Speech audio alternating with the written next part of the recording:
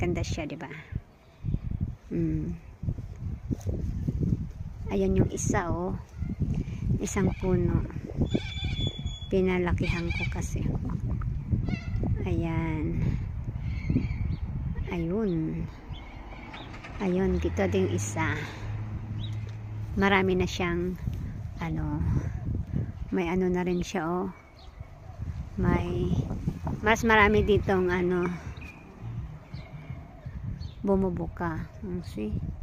But more on, di pa talaga siya konti pa lang pero compare din sa kabila, mas marami ditong bumubuka na. Siya ang ganda. Ang ganda niya tingnan, di ba?